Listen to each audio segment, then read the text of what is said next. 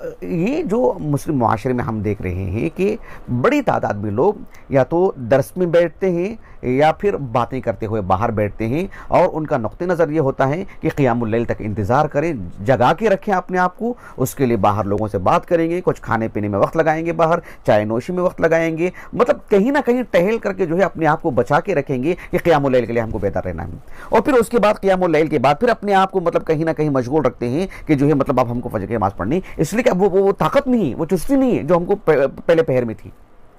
यही मैं बताना चाह रहा हूँ इन सारी नुसूस की रोशनी में। आप देखो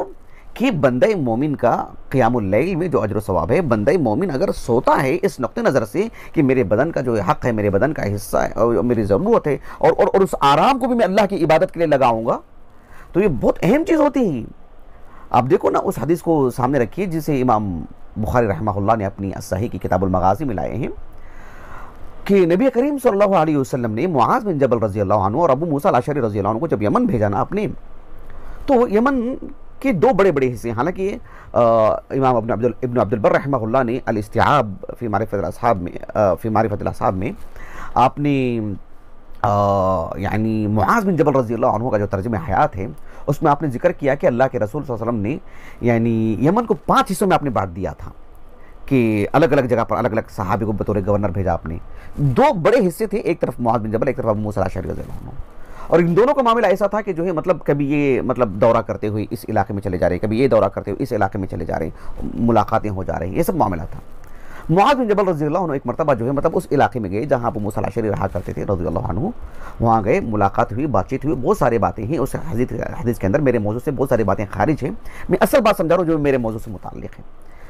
कि अबू मूसा अल-अशअरी रज़ियल्लाहु अन्हु से मुआज़ बिन जबल रज़ियल्लाहु अन्हु ने पूछा कैफ़ तक़रउल कुरान, तुम कुरान कैसे पढ़ते हो? तो अबू मूसा अल-अशअरी रज़ियल्लाहु अन्हु ने कहा कि अतफ़व्वक़ुहु तफ़व्वुक़न, कहा कि मैं वक्त के हिसाब से मतलब आधा घंटा पढ़ा, फिर एक आधा घंटा छोड़ दिया, फिर आधा घंटा पढ़ा, फिर ये मेरा हिसाब किताब रहता है।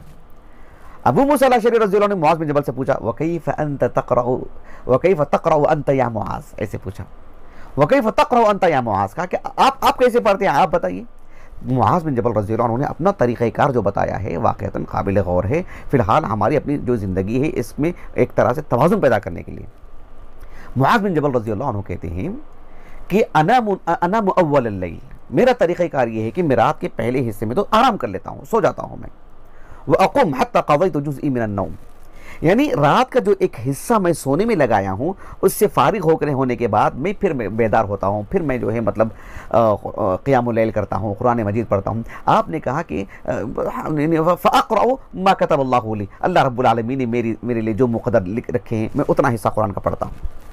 ये मेरा जो मामला है, मैं आराम भी करता हूँ, मैं बेदार होकर के कुछ पढ़ भी लेता हूँ। कहा कि मैं ऐसा क्यों करता हूँ? मुआज़ बिन जबल रज़ियल्लाहु अन्हु ने जो है मतलब अपना नुक्ते नज़र बताया, कहा कि जो है अहतसिबु नौमती कमा अहतसिबु कौमती, जिस तरह से क़ियामुल लैल करते हुए मैं एहतिसाबन क़ियामुल लैल करता हूँ, अल्लाह से अजर की उम्मीद, अल्लाह से अजर लेने के लिए मैं क़ियामुल लैल करता हूँ। मैं सोता भी हूँ तो एहतिसाबन सोता हूँ कि अजर की उम्मीद से सोता हूँ कि मैं थक चुका हूँ, मैं आराम कर रहा हूँ, आराम इसलिए कर रहा हूँ ताकि बेदार होकर के मस्जिद में कुछ काम करूँ।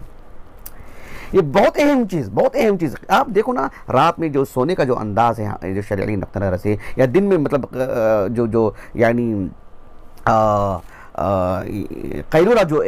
शरई नुक्ता नज़र से जो चीज़ साबित शुदा अम्र है, इसीलिए कि एक बंदा जो है मतलब उसके अंदर एक चाशनी रहे, उसके दुनियावी कामकाज में भी और इबादतों में भी, उसमें किसी तरह का मतलब कहीं कमज़ोरी ना है, अपने आप को वो अपने आप को मतलब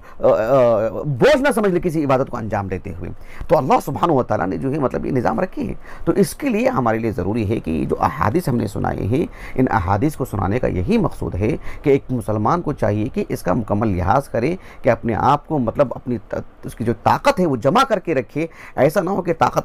गलत चीज़ों में मतलब इस्तेमाल हो, गैर ज़रूरी चीज़ों में इस्तेमाल हो, महज बातचीत में, महज चलने फिरने में, महज किसी और दीगर उमूर में, फिर इबादतों में हमारी वो ताकत ना लगे। ऐसा भी नहीं होना चाहिए। और ऐसा भी नहीं होना चाहिए कि इबादतों में तो लग ही रही है ताकत, लेकिन इब्तिदाई हिस्सा में बड़ी चुस्ती है, धीरे धीरे हम कमज़ोर होते जा रहे हैं, ये भी तो नहीं होना चाहिए। तो इसका हमें ख्याल करना चाहिए कि ये जो रातें हैं इस सिलसिले सिलसिले में फ़र्द फ़र्द बेहतर जानता है। जब भी मैं मालूम कि हमारी मस्जिद में 11 बजे क़यामुल लैल है, 12 बजे है, किसी मस्जिद में 1 बजे है, किसी मस्जिद में 1:30 बजे, तो वो देख ले कि मैं उस वक्त तक के लिए कितना बेदार रह सकता हूँ मैं। तो उसके लिए कुछ आराम कर ले, आराम कर लेने के बाद जो मतलब फिर दिल हुजूरी के साथ नमाज़ पढ़े, फिर उसको बेहतर लगता है कि कुछ आराम कर ले ताकि फजर के लिए फिर उसके लिए मतलब वो चाशनी रहे। ऐसा ना हो कि रात भर पूरी निकाल करके ये बहरहाल जो है यानी शरीयत इस तरफ हमारे रहनुमा इसकी तरफ हमारी हौसला अफजाई नहीं करती है।